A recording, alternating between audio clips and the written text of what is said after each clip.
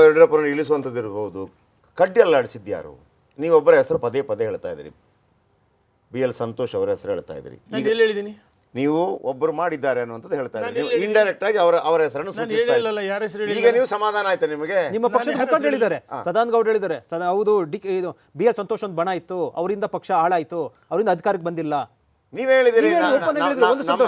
ಯಡಿಯೂರಪ್ಪನವರ ಪರವಾಗಿ ಮಾತಾಡಿದ್ರೆ ನೋಟಿಸ್ ಕೊಡ್ತೀರಿ, ವಿರುದ್ಧವಾಗಿ ಮಾತಾಡಿರುವಂತ ಯತ್ನಾಳ್ ಅವರಿಗೆ ಒಂದೇ ನೋಟಿಸ್ ಕೊಡಲ್ಲ, ಎರಡು ಬಣ ಇದೆ ಅಂತ ಹೇಳಿದ್ರಿ ನೀವು. ನಮ್ಮ ಮುಂದೆ ಏನು ಸವಾಲಿದೆ?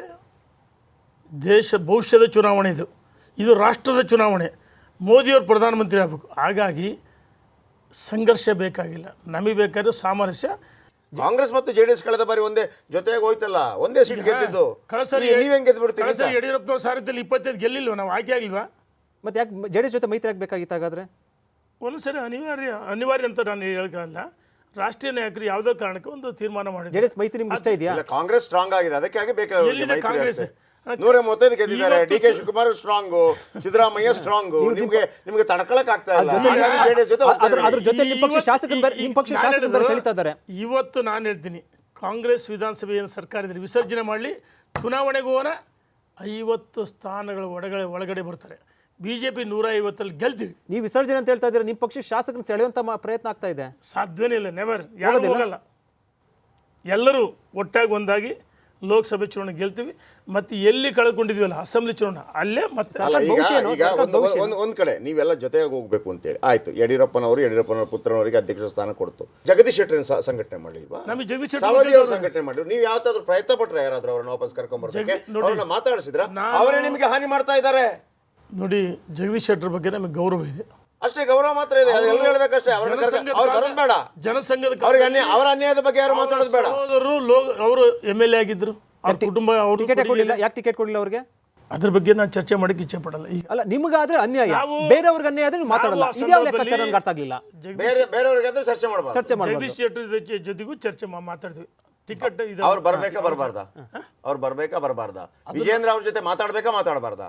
ಯಾಕಂದ್ರೆ ನೋಡಿ, ಈಗ ಅವರು ಭಾರತೀಯ ಜನತಾ ಪಾರ್ಟಿ ಹೊರಗಡೆ ಇದ್ದಾರೆ, ಕಾಂಗ್ರೆಸ್ ಪಕ್ಷ ಬಿಟ್ಟೋಗಿರೋರ್ನ ಮತ್ತೆ ಕರ್ಕ ಬರೋ ಪ್ರಯತ್ನ ಆಗ್ಬೇಕೋ ಬೇಡವಾ?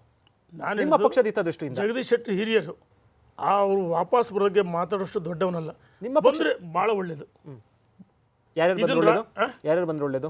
ಯಾರು ಭಾರತೀಯ ಜನತಾ ಇದನ್ನು ತೀರ್ಮಾನ ಮಾಡೋರು ರೇಣುಕಾಚಾರ್ಯ ಅಲ್ಲ. ರೇಣುಕಾಚಾರ್ಯ ಒಬ್ಬ ಸಾಮಾನ್ಯ ಕಾರ್ಯಕರ್ತ ಅಷ್ಟೇ.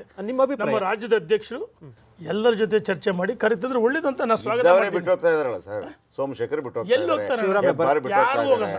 ಕಾದ್ ನೋಡಿ, ಎಲ್ಲರೂ ಭಾರತೀಯ ಜನತಾ ಪಾರ್ಟಿ ಜೊತೆಗೆ ಇದ್ದಾರೆ. ಚುನಾವಣೆ ಸರ್ಕಾರದ ಭವಿಷ್ಯ ಏನಾಗಬಹುದು? ಸರ್ಕಾರ 100% ತನ್ನ ವೈಫಲ್ಯಗಳಿಂದ ಕೊಟ್ಟಿರ್ತಕ್ಕಂಥ ಬಿಟ್ಟಿ ಭರವಸೆಗಳು, ಯುವ ನಿಧಿ ಕೊಡೋಕ್ಕಾಗಿಲ್ಲ. ಲೋಕಸಭಾ ಚುನಾವಣೆ ನಾನು ಹೇಳ್ತೀನಿ, NPS ನೌಕರಿ OPS ಮಾಡ್ತೀವಿ ಅಂತ ಸುಳ್ಳು ಹೇಳಿದ್ರು, ಅದನ್ನು ಮಾಡೋಕ್ಕೆಲ್ಲ. ಆಶಾ ಕಾರ್ಯಕರ್ತರು, ಅಂಗನವಾಡಿ ಕಾರ್ಯಕರ್ತರು ಸುಳ್ಳು ಹೇಳಿದರು. ಇನ್ನು ಯುವ ನಿಧಿ ಇಲ್ಲ, ಗೃಹಲಕ್ಷ್ಮಿ ಬಂದು ತೋರಿಸ್ತೀನಿ. ಬೇರೆ ಕೇವಲ 40% ಜನರಷ್ಟೇ 40% ಮಹಿಳೆಯರಿಗೆ ಬಂದಿದೆ. ಮತ್ತು ವಿದ್ಯುತ್ ಬಿಲ್ಲು ಉದಾಹರಣೆ 12 ಯೂನಿಟ್ ಅವನಿಗಿದ್ರೆ 14 ಯೂನಿಟ್ ಬಂದವರಿಗೆ 50 ಲಕ್ಷ, 50 ರೂಪಾಯಿ ಜಾಸ್ತಿ ಆಗಿದೆ. ನಿಮ್ಮ ಪ್ರಕಾರ 5 ವರ್ಷ ಸರ್ಕಾರ ಇವರು ಸಿದ್ದರಾಮಯ್ಯವರು ಅನ್ನಭಾಗ್ಯ ಹಸಿದವನಿಗೆ ಅಕ್ಕಿ ನಿಮ್ಮ ಪ್ರಕಾರ 10 kg ಅಕ್ಕಿ ಅಂತ ಎಲ್ಲಿ ಕೊಟ್ರಿ ಸಿದ್ದರಾಮಯ್ಯನವರೇ?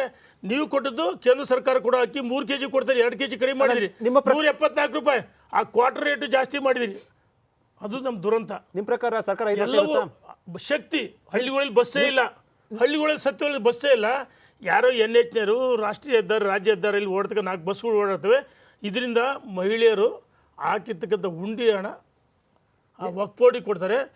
ವಿದ್ಯಾರ್ಥಿನಿಯರು ತೊಂದರೆ ಆಗಿದೆ. ಬಸ್ಗಳ ಸಂಖ್ಯೆ ಕಡಿಮೆ ಮಾಡಿದರೆ ಸುಮ್ಮನೆ ಇವರು ನಾವು ನುಡಿದಂತೆ ನಡೆದಿದ್ದೇವೆ ಬರಲಿದೆ. 100% ಎಲ್ಲ ವಿಫಲವಾಗಿದೆ. ಈ ಸರ್ಕಾರ ಪತನ ಆಗುತ್ತೆ ಯಾವಾಗ? ತನ್ನ ವೈಫಲ್ಯಗಳಿಂದ, ಯಾವಾಗ ತನ್ನ ದೌರ್ಬಲ್ಯಗಳಿಂದ, ಕೊಟ್ಟಿರ್ತಕ್ಕಂಥ ಭರವಸೆಗಳು. ಒಂದು ಕಡೆ ಅಭಿವೃದ್ಧಿ ಇಲ್ಲ, ಒಂದು ಕಡೆ ಇಡೀ ರಾಜ್ಯದಲ್ಲಿ ಅಭಿವೃದ್ಧಿ ಮಣ್ಣು ಪಾಲಾಗಿದೆ. ಜೋಕ್ ಅನ್ಸಲ್ಲ ಇದು? ಸಿದ್ದರಾಮಯ್ಯ ಸಿಎಂ ಆಗಿರೋ, DK ಶಿವಕುಮಾರ್ ಉಪಮುಖ್ಯಮಂತ್ರಿ ಅಲ್ಲ, ಇಬ್ರು ಘಟಾನುಘಟಿ ನಾಯಕರು. ಸರ್ಕಾರ ಪತನ ಆಗೋದು ಜೋಕ್ ಅನ್ಸಲ್ವಾ? ಜೋಕ್ ಅಲ್ಲ, ನಾನು ಹೇಳ್ತೀನಿ. ಸಿದ್ದರಾಮಯ್ಯನವರು 13 ಬಜೆಟ್ ಕೊಟ್ಟಿದ್ದಾರೆ. ಆದರೆ ಭರವಸೆಗಳು ಕೊಡುವ ಸಿದ್ದರಾಮಯ್ಯವರು, DK ಶಿವಕುಮಾರ್ ಅವರು ಅಧಿಕಾರಕ್ಕೆ ಬರ್ತೀವಿ ಅಂತ ಗೊತ್ತಿರಲಿಲ್ಲ ಅವರಿಗೆ. ಏನೋ ಕೊಟ್ಬಿಟ್ರು. ಸರ್ಕಾರ ಪತನ ಏನ್ ಕಾರಣ? ಫಸ್ಟ್ ಆಫ್ ಆಲ್ ಈಗ ಯಡಿಯೂರಪ್ಪನವರೇ ನೇಪಥ್ಯಕ್ಕೆ ಸರಿದಿದ್ದಾರೆ. ಒಬ್ಬ ನಾಯಕ ಎಲ್ಲ ಹೊಸಬ್ರು ಅವರವರ ಪ್ರಯತ್ನ ಮಾಡ್ತಾ ಇದ್ದಾರೆ. ಅಲ್ಲಿ ಘಟಾನುಘಟಿಗಳ ತರ DK ಶಿವಕುಮಾರ್ ಇದ್ದಾರೆ, ಮತ್ತೊಂದು ಆನೆ ತರ ಯಾರು ಸಿದ್ದರಾಮಯ್ಯನವರು ಇದ್ದಾರೆ. ನೀವು ಸುಮ್ಮನೆ ಬೀಳತ್ತೆ ಹೆಂಗೆ ಅದು? ನಾನು ಸುಮ್ಮನೆ ಸ್ಕ್ರೀನ್ ಮೇಲೆ ಮಾತಾಡಿ ಜನ ನಮ್ಮನ್ನು ಬೇರೆ ಆ ರೀತಿ ತಿಳ್ಕೊಂತಾರೆ. ನಾನು ಹೇಳುದು ಒಂದು ಕಡೆ ಕರ್ನಾಟಕ ರಾಜ್ಯದಲ್ಲಿ ಅಭಿವೃದ್ಧಿ ಇಲ್ಲ. ಆಯಾ ಶಾಸಕರಿಗೆ 50 ಲಕ್ಷ ರೂಪಾಯಿ ಬಿಟ್ಟರೆ ಹಿಂದೆ ನಮ್ಮ ಸರ್ಕಾರ ಕೊಟ್ಟಿರ್ತಕ್ಕಂಥ ಒಂದೊಂದು ಕ್ಷೇತ್ರದಲ್ಲಿ, ಉದಾಹರಣೆ ನನ್ನ ಕ್ಷೇತ್ರದಲ್ಲೇ 1200-300 ಕೋಟಿ ಅಭಿವೃದ್ಧಿ ನಡೀತಾ ಇದೆ, ಕಾಮಗಾರಿ ನಡೀತಾ ಇದ್ದಾವೆ. ಇದೇ ರೀತಿ ರಾಜ್ಯದ 224 ಕ್ಷೇತ್ರಗಳಲ್ಲಿ ಅಭಿವೃದ್ಧಿ ಇಲ್ಲ, ಕುಂಠಿತ ಆಗಿದೆ. ಒಂದು ಕಡೆ ಕೊಟ್ಟ ಭರವಸೆಗಳು ಹಳ್ಳಿಗಳಿಗೆ ಹೋಗೋಕ್ಕೆ ಶಾಸಕರಿಗೆ ಮುಖ ಇಲ್ಲ. ಜನ ಎಲ್ರಿ ರಸ್ತೆ ಕೊಡ್ರಿ, ಅದು ಕೊಡ್ರಿ, ನೀರು ಕೊಡ್ರಿ. ನೋಡಿದ್ರೆ ಕಾಂಗ್ರೆಸ್ ಶಾಸಕರು ಪಕ್ಷ ಬಿಟ್ಟು ಬಂದ್ಬಿಡ್ತಾರೆ ಬಿಜೆಪಿಗೆ.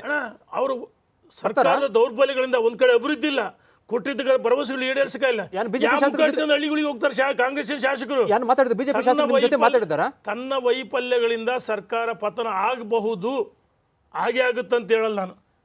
ನೋಡಿ ಸರ್, ಒಂದು ಶಕ್ತಿ ಯೋಜನೆ ಫೇಲ್ಯೂರ್ ಆಗಿದೆ. ಈಗ ನೀವು ಫೇಲ್ಯೂರ್ ಅಂತ ಬಿಜೆಪಿ ಅವರು ಹೇಳ್ತೀರಿ, ಆಯ್ತು 10-20% ಫೇಲ್ಯೂರ್ ಆಗಿರ್ಬೋದು, 80% ಅಕ್ಕಿ ವಿಚಾರನೂ ಅಷ್ಟೇ ಕೆಲವರಿಗೆ ಸಿಗದೇ ಇದ್ದಿರಬಹುದು. ಭಾಗ್ಯಲಕ್ಷ್ಮಿ ಯೋಜನೆ ಇದೆ, ಗೃಹಲಕ್ಷ್ಮಿ ಯೋಜನೆ ಇದೆ, ಇನ್ನು ಯುವ ನಿಧಿ ಶುರು ಆಗಬೇಕಾಗಿದೆ. ನೀವು ಇದನ್ನ ಹೇಳ್ಕೊತೀರಿ ಬಿಟ್ರೆ ಅವ್ರು ಯಾವ ಭರವಸೆ ಇದ್ದಾರೆ ಅಂತಂದ್ರೆ ನಾವು ಮಾಡಿದ್ದೆಲ್ಲ ಸಕ್ಸಸ್ಫುಲ್ ಆಗಿದೆ ಅಂತ. ಪ್ರಾಕ್ಟಿಕಲ್ ರಾಜಕಾರಣಿ, ಹಳ್ಳಿಗಳಿಗೆ ಹೋಗ್ತೀನಿ, ಬಸ್ಸು ಹಳ್ಳಿಗಳು ಗ್ರಾಮೀಣ ಸಾರಿಗೆಗಳು ಇಲ್ಲೇ ಇಲ್ಲ. ಎಲ್ಲೋ ರಾಷ್ಟ್ರೀಯ ರಾಜ್ಯ ಹೆದ್ದಾರಿಗಳಲ್ಲಿ 4 ಬಸ್ ಓಡ್ತಾವೆ, ಅದು ತುಂಬಿ ತುಳುಕುತ್ತೆ ಅಂತ ಹೇಳ್ತಾರೆ. ಅಲ್ಲಿ ವಿದ್ಯಾರ್ಥಿಯನ್ನು ಪರದಾಡ್ತಾರೆ. ನಾನು ಪ್ರಾಕ್ಟಿಕಲ್ ಅನುಭವ ಇದೆ. ಇನ್ನೂ ಗ್ರಾಮೀಣ ಸಾರಿಗೆ ಬಸ್ಗಳು ಬಿಟ್ಟಿಲ್ಲ, ಹೆಚ್ಚುವರಿ ಬಸ್ ಬಿಟ್ಟ ಮಾತ್ರ ಯೋಜನೆ ಸಫಲ ಆಗುತ್ತೆ. ಇವ್ರಿಗೆ ಬಿಡೋಕ್ಕಾಗಲ್ಲ. ಶಕ್ತಿ, ಒಂದು ಸೆಕೆಂಡ್, ಶಕ್ತಿ ಫೇಲ್ಯೂರ್ ಆಗಿದೆ. ಗೃಹಲಕ್ಷ್ಮಿ ಬನ್ನಿ, ಎಷ್ಟೋ ಜನ ಮಹಿಳೆಯರಿಗೆ 1 ತಿಂಗಳು ನನಗೆ ಮೊನ್ನೆ ಹೊನ್ನಾಳಿಯಲ್ಲಿ ಪ್ರತಿಭಟನೆ ಮಾಡಿದ್ವಿ. ಹೊನ್ನಾಳಿ ನ್ಯಾಮತಿ ತಾಲೂಕಿಂದ ರಾಜ್ಯದಲ್ಲಿ 223 ಕ್ಷೇತ್ರ ಬರಗಾಲ ಇದೆ, ಹಣ ಬಿಡುಗಡೆ ಮಾಡಿ ಅಂತ ಹೋರಾಟ ಮಾಡಿದ್ವಿ. ಇವ್ರಿಗೆ 10,000 ಕೋಟಿ ಅಲ್ಪಸಂಖ್ಯಾತರಿಗೆ ಘೋಷಣೆ ಮಾಡ್ತಾರೆ, ಬರಗಾಲಕ್ಕೆ ಹಣ ಬಿಡುಗಡೆ ಮಾಡಿಲ್ಲ. 2,000 ರೂಪಾಯಿ ಅಂದ್ರೆ ಅದನ್ನು ಬಿಡುಗಡೆ ಮಾಡಿಲ್ಲ. ಇವ್ರಿಗೆ ಇಚ್ಛಾಶಕ್ತಿ ಇದ್ದರೆ 25,000 ಸರ್, ಒಂದು ನಿಮಿಷ 25,000 ಕೋಟಿ ರೈತರಿಗೆ ಮೀಸಲಾಗಿರಲಿ. ಈ ಒಂದೊಂದು ಖಾತೆ, ರೈತನ ಖಾತೆ 25,000 ರೂಪಾಯಿ ಹಣ ಬಿಡುಗಡೆ ಮಾಡಲಿ. ಅಲ್ಲಿ 10,000 ಹೇಳಿದರೆ 10,000 ಕೋಟಿ, ಇವ್ರು 25,000 ಕೋಟಿ ರೈತ್ರಿ. ಒಂದು ಗೃಹಲಕ್ಷ್ಮಿ, ನಾನು ಬ್ಯಾಂಕ್ ಪಾಸ್ಬುಕ್ ತೋರಿಸಿದೆ, ಇದು ಜೋಕ್ ಅಲ್ಲ, ಪ್ರಾಕ್ಟಿಕಲ್. ಅಲ್ಲಿ ಭಾಳಷ್ಟು ಜನ ಮಹಿಳೆಯರಿಗೆ, 70% ಮಹಿಳೆಯರಿಗೆ ಗೃಹಲಕ್ಷ್ಮಿ ಸಿಕ್ಕಿಲ್ಲ. ಅನ್ನಭಾಗ್ಯ ಕೇಂದ್ರ ಸರ್ಕಾರ ಅಕ್ಕಿ ಕೊಟ್ಟಿದ್ದನ್ನು ಇವರು ನಮ್ಮದು ಇವ್ರು ಹೇಳಿದ್ರು 10 kg ಅಂತ ಹೇಳಿದ್ರು. 10 kg ನೀವು ಕೊಡ್ರಿ, ಕೇಂದ್ರ ಸರ್ಕಾರದ ಯಾಕೆ ಬರಲು ಮಾಡಿದ ಕೊಡಿ, ಕೇಂದ್ರ ಸರ್ಕಾರದ ಅಕ್ಕಿ ನಿಮ್ಮದು ಅಂತ ಹೆಂಗೆ ಹೇಳ್ತೀರಿ ನೀವು? ಅದರಲ್ಲಿ 3 kg ಕೊಡ್ತಾರೆ, ಇವ್ರು ಕೊಡೋದು 174 ರೂಪಾಯಿ. ಆ 174 ರೂಪಾಯಿ ಯಾರೋ ಒಬ್ಬ ಸುಸ್ತಾಗಿದೆ ಅಂತ ಅದನ್ನು ತಗೊಂಡೋಗಿ 1 ಕ್ವಾರ್ಟರ್ ಎಣ್ಣೆ ಹಾಕ್ತೀರಿ, ಏನು ಬರ ಸರ್?